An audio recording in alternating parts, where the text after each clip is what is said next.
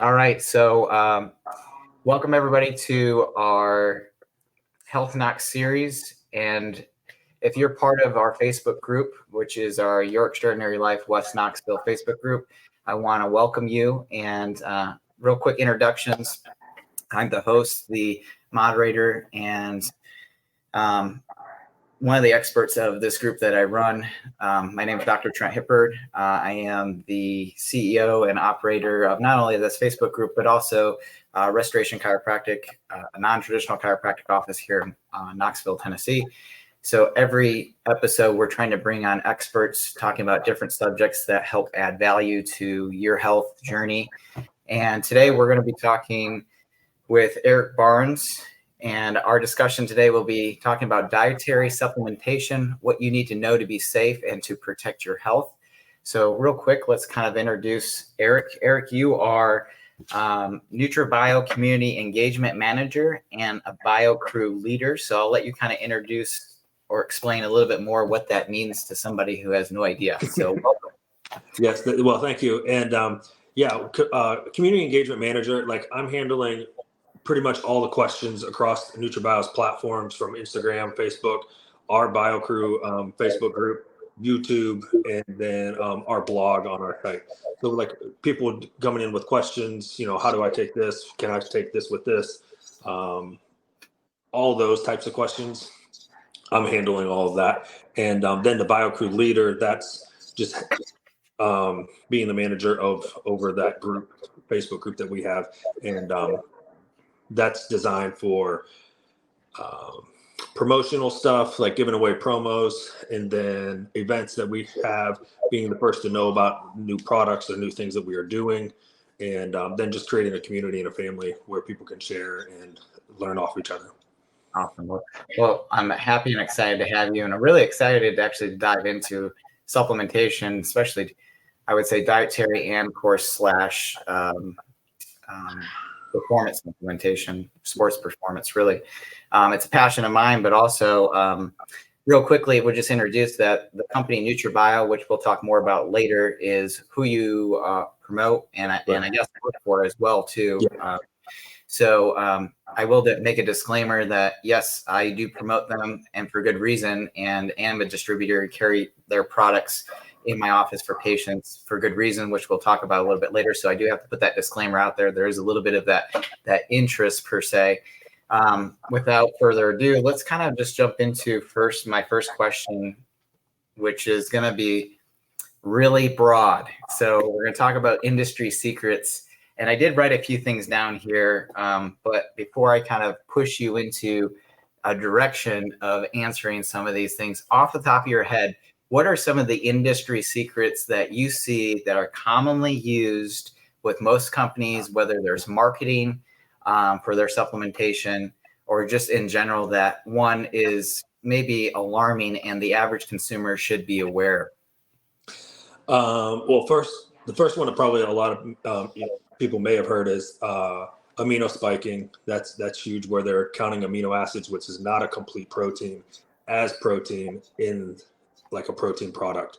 So that gets factored into the grams, and that's not really a complete protein. Those are building blocks of that, which is something we don't do. And we go into more of that. But then also on the labels, like prop blends, this is a big thing, because yes, it'll say this is a protein blend. And if it's not saying in the parentheses what percentage of this and that, like if it's an isolate, casein, or a concentrate, what percentage that is,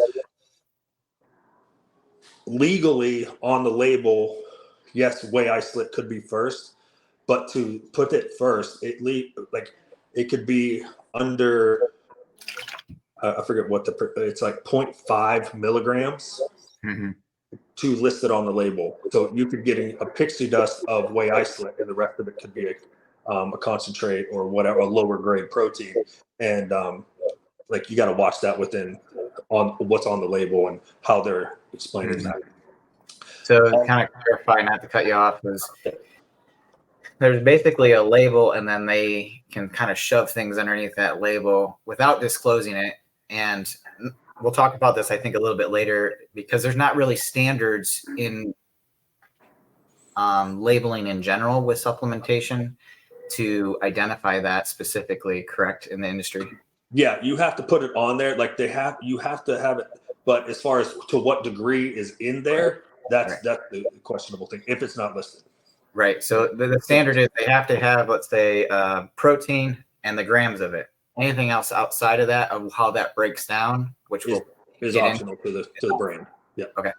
So protein spiking is what that's also called. Amino spiking, protein spiking, right? Because protein is basically amino acids, polypeptide chain. And then proprietary blends. Anytime anybody hears proprietary blend, do you feel like they should run? Yeah. Yeah. I mean, overall, I mean, there are some good, like you just want to know what's in it. Like as far as what that blend is made up of, that's the only thing. Like if you're okay with, like we have our, in our muscle matrix, it is a isolate and casein blend. It's 45-55. So it gets, you know what it is. And that way, like you're not guessing or they're pixie dusting, like not even a gram of an isolate. And you're thinking, hey, I'm getting 10 grams or 20 grams of this. And that's leading the consumer. So ideally, because I've seen this and I know a little bit about this, and you can correct me where I'm off track, but let's say it's 25 grams of a protein, right? But only a percentage of that, let's say, is maybe 10 grams of is actually the protein isolate or whey itself. And then they throw in amino acids because that would be considered protein to boost it up to that level of 25 grams that's labeled on their product, correct? And that's basically what because the amino acids in there, it reaches the nitrogen level, but it doesn't qualify as a complete protein. And that's where they were, like, a lot of companies were getting in trouble with that. Yeah. I'll also leave a link probably below of a video that the CEO of NutraBio, Mark Glazier, this video I think is one of the most popular one from what I hear from you and other people, where it's helps consumers really see the difference of a transparent label, how to read the label. And in that video, he happens to compare to another leading industry product or brand out there, just to kind of show you the difference. And this was actually what drove me to find you guys probably about 3 years ago, and it was super helpful. And I bring that all up because it's not necessarily that we're putting NutraBio on a pedestal. I mean, you guys are great, but the idea is that there's just not standards that are happening in this industry because there's not regulations put in place, or very limited regulations to do some of this stuff. So also I want to bring up too, if you want to mention anything about, is there any type of testing that's minimally required for any of these brands to put out a product? Most of this, and brands will leave that up to the contract manufacturer. That's my next question. They're assuming they're taking care of that because they're not dealing. Now, NutraBio is an in-house manufacturing, so we deal with our own manufacturing, the ingredients, buying the ingredients, testing those, and then what that turns into. So, yeah, I think most of it is left up to the contract manufacturer in most companies' face. It would be like if you're using contract manufacturer, not that it's bad, but you should be like getting that product back and doing your own third-party testing and testing to make sure that, because like we've had it before where we've gotten in, because like Mark will say, this is all white powder for the most part with some things. And it's hard to tell what exactly is what. And we've had, kilograms of product come in barrels. And yes, it'll be creatine at the top, but then we test it in the middle, and here it's like it was birth control. Yeah. Wow. So it's like you got to make sure that you're getting what you bought and putting in your product what it is. So if I'm hearing you correctly, if you're subcontracting and doing a contract with a manufacturer, you're trusting that they're doing this due diligence on the front end. Yeah. And if you're not testing it to make sure that they are correct in that, you're potentially taking a risk not only with your product that you're putting out there, but endangering people's health to some degree. Yeah. And that's pretty alarming. Yeah. And that's pretty common, would you say? I wouldn't say like you're getting product that's creatine to birth control, like that whole thing, very often. But I mean, it can happen. Does But as happen. far as not knowing, I would say what's going to happen more often is the amount of ingredient that goes into it per label. Like I think that's going to happen more often.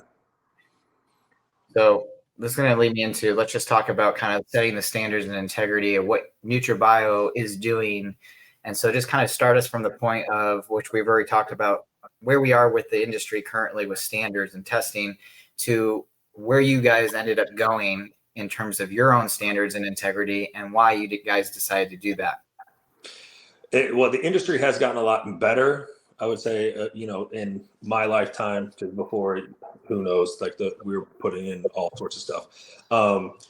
Because like consumer knowledge is huge. And that's one thing that we push so that you're aware of what you need to look for and make a better choice. But as far as NutraBio goes, since we are in our own in-house manufacturer, like when Mark orders the product or Alyssa orders the product, it's the ingredient, it's coming in.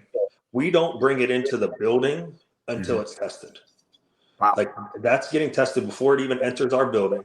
Then when it does get into the building, say it passes, it's going into the quarantine room, and then therefore it's going to go through more testing, like because like a lot of people, they'll test the top of the barrel. Like these things are coming in enormous barrels and stuff. Yeah, the top, and then we're going through the middle, we're going to the bottom, and then anywhere else in between there to make sure the entire thing is what it is, and that it's meeting.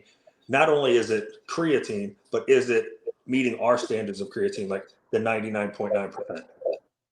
Like we don't leave any room for error. Like we're getting in lower grades of creatine or lower grades of an ingredient that maybe it's 85%. And then therefore we won't let it go any further. So what I love about this, there's a lot that you've shared that I like to probably stop and unpack for a second. One, you're taking from your supplier and testing it before it even comes into the facility. Correct. Okay. And then two, once it's in your facility, I mean, you've got huge bags or even drums, as you would call them. And this is massive amounts of products because, I mean, you're going to make quite a bit of product itself. Yeah. And this is just for one ingredient typically, right? Correct. Yeah. You do all your blending in house as well. Yes. I think that's a whole nother topic we could talk about too, if you want to. But then you're testing randomly all different parts of that barrel to make sure of this quality, right? Yeah. And what's interesting, when I came to visit headquarters and went through the tour with you guys of the facility, this stuff blew my mind. Of like, I knew you guys had these really high standards because your labeling is transparent, and I learned a little bit about the video, which I'll post below, about Mark talking about label transparency and how to read it.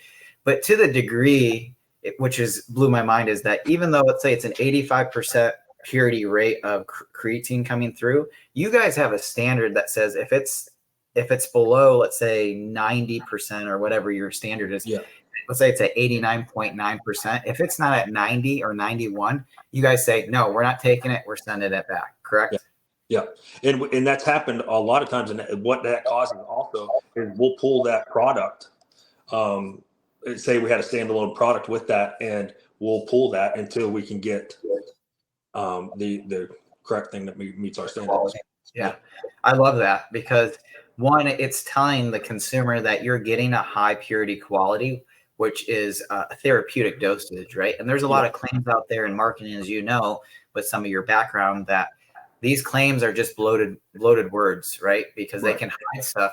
And I know that there's even just to pay a certain amount to have a saying or a claim on your label, is to pay a manufacturer to put it on there, whatever, or have it, gains you access to have that label, right? But there's a certain percentage that falls within that. So what that means is, like, most people don't understand that to be organically certified, you only have to be, I think, a certain percentage of organic to actually have that label. So most consumers would think, oh, I think this is almost 100% organic. The reality is, for that label, I think it's somewhere like on the lower end of 50 or 65% just to have that label. So you're not getting this transparency up front, and the consumers thinking that they're getting a really great quality, but really they're getting suboptimal. But again, they're looking at labels because they're educating themselves of how to read a label, but they're also getting misinformed of there's more details that they don't know behind the scenes in this industry.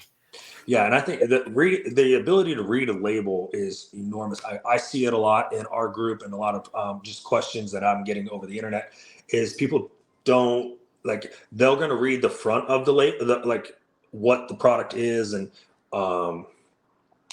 whatever the little call outs are on the front next to the name. But as far as reading the fact panel and understanding what that means, like, I think that's where a lot of people get lost. And as far as like comparing different products, because I mean, I'm surprised at some of the products that I have gotten asked, can I use this over this, or can I stack these with this? And it really comes down to just looking at it and understanding what is in it and be like, oh yeah, that makes sense. Yeah. Now I want to move into, we've talked about quality. Let's talk about quantity, because I think this is a really interesting topic, and it blew my mind a little bit more when I went through the tour of the facility. When you guys are taking standalone products, so let's say you're putting together a blend for a pre-workout that has multiple ingredients, and in that ingredients on that label, there's a specific amount of each of that ingredient to go into that product.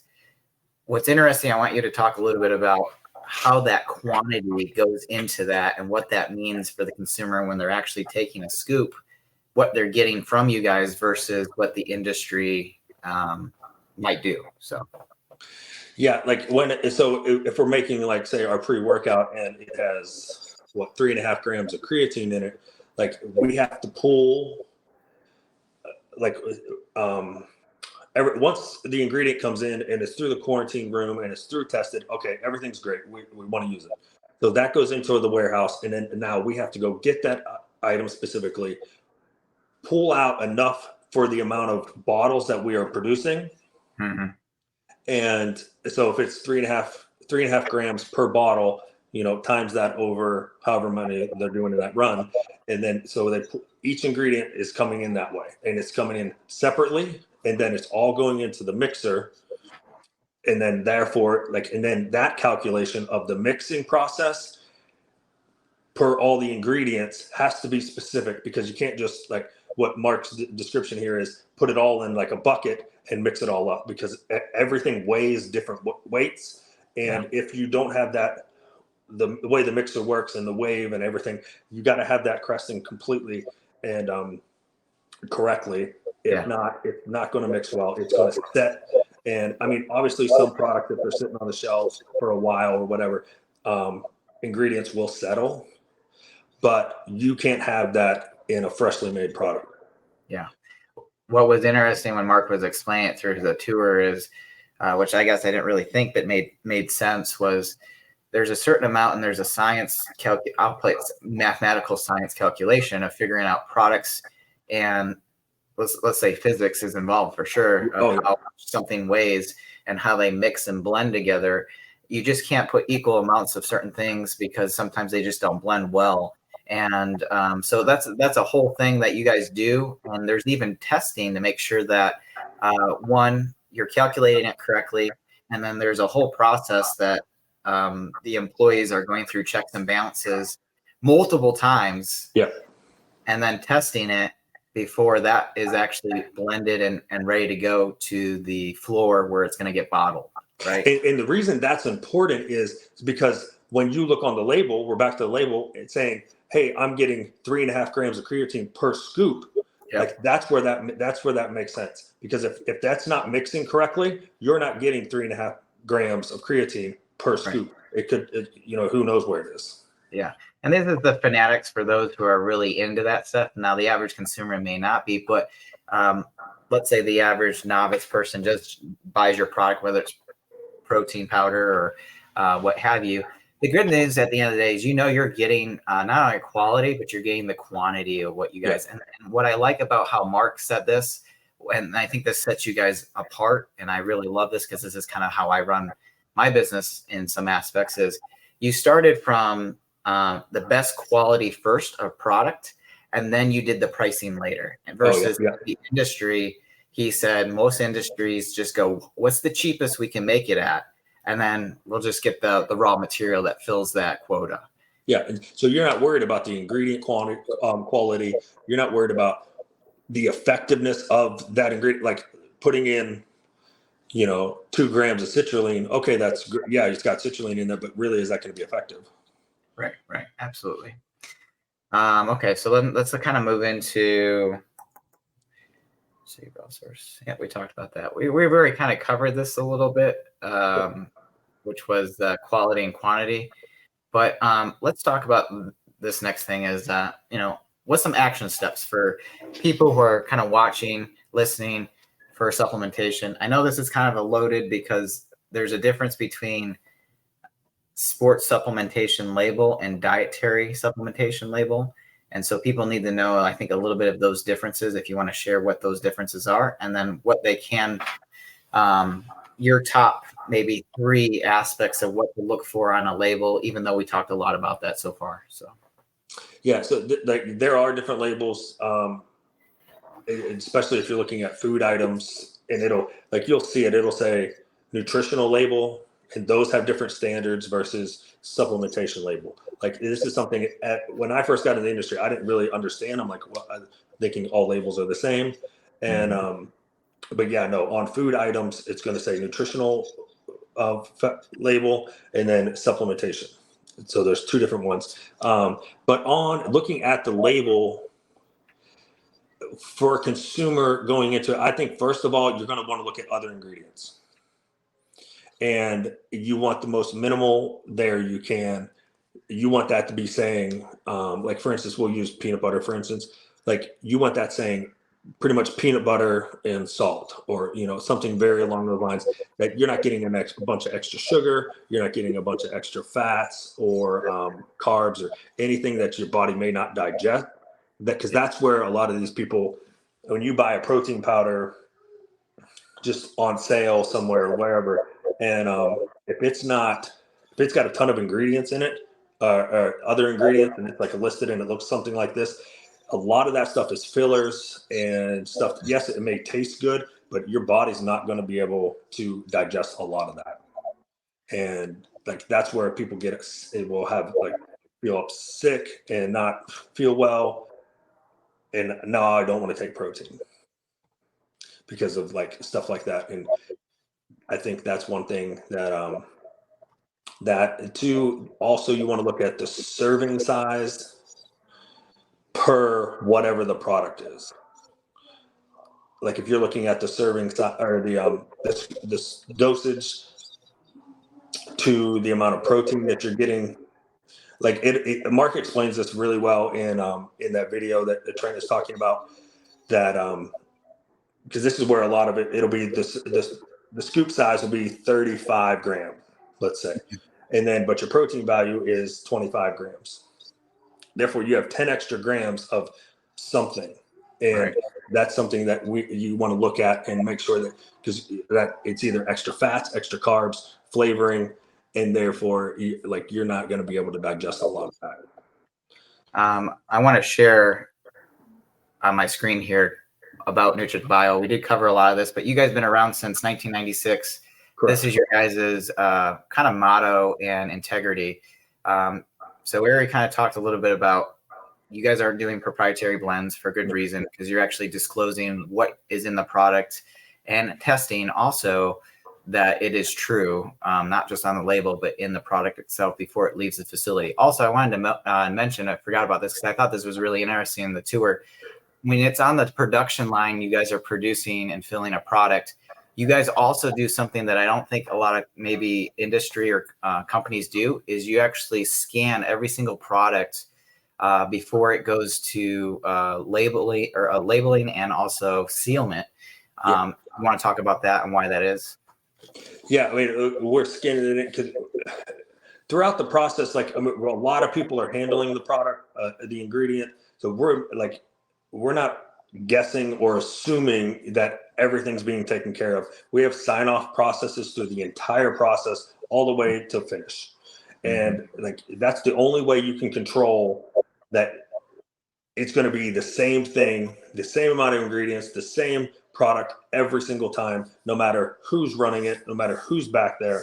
And I think that's really the only way you can make it happen is to have that kind of accountability with our staff throughout the entire process. And whether that means, yes, taking the extra time to write down, weigh, scan, test, verify, like it's worth it in the end, because we see it every day when you take the product and we hear back from people that how much this is better or best thing they've ever had, or whatever it is. Yeah.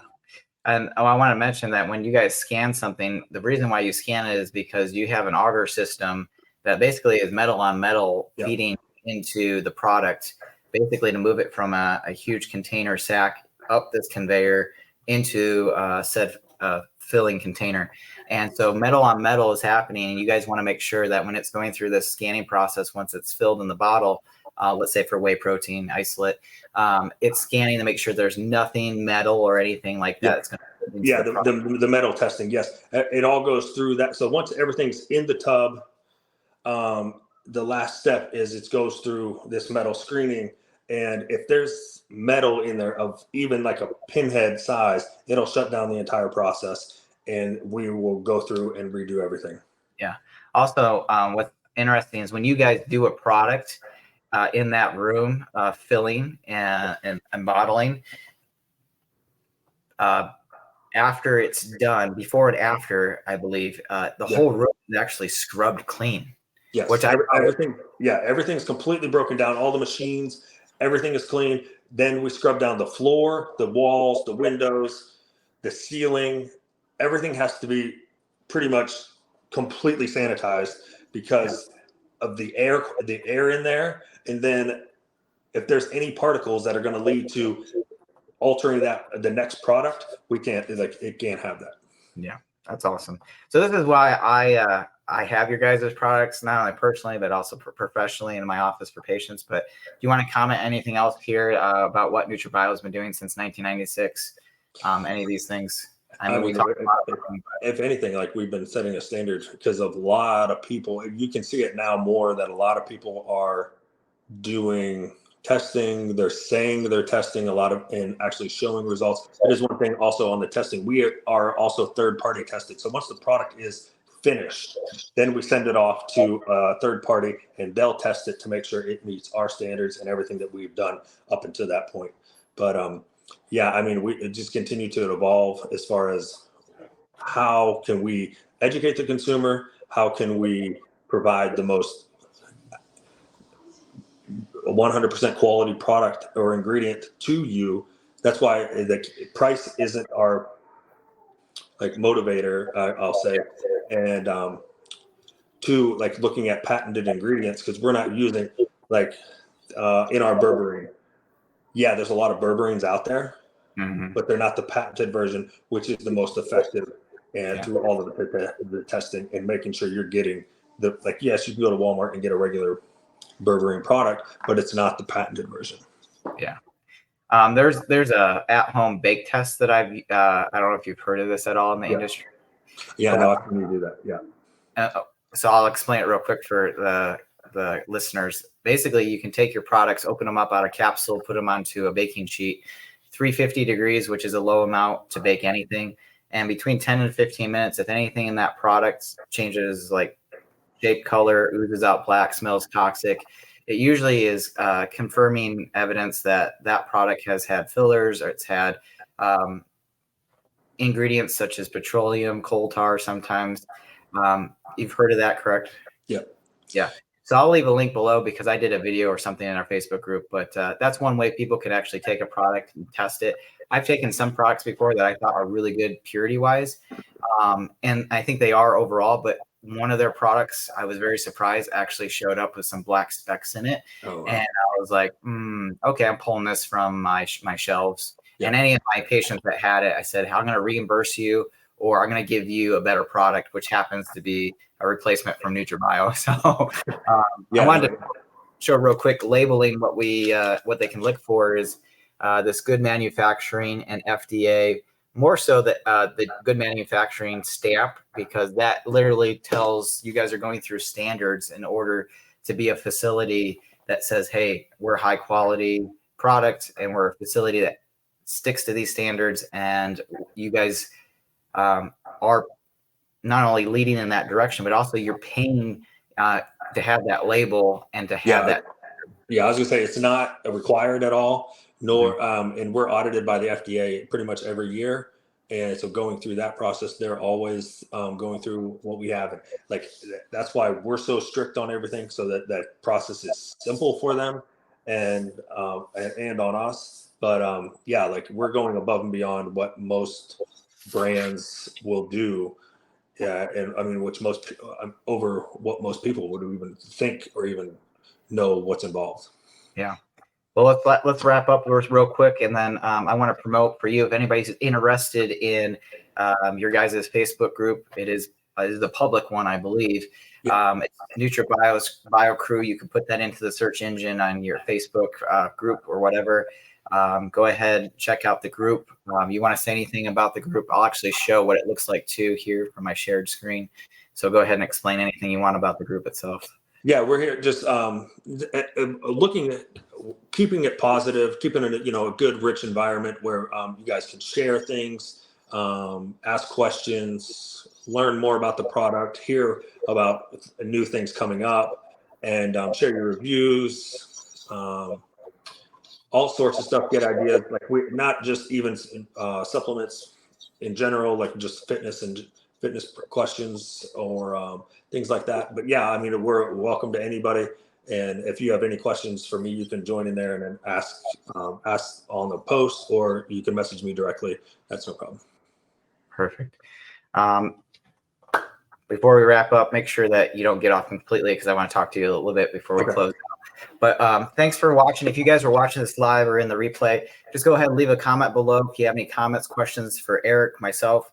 Eric also is part of our group, so he's in there. You can find a way to message him that way, or post anything really you want to ask. And if you guys enjoyed this, got value out of this, I highly encourage you to invite any of your friends or family to our group, or share this, because this is going to go on our YouTube channel as well. So Eric, I want to thank you for your time. Also, I want to give you a good congratulations, because you and I are both new dads. So really, we separate by, I think, 6 weeks, I think, or less. Yeah, it's real close. Yeah.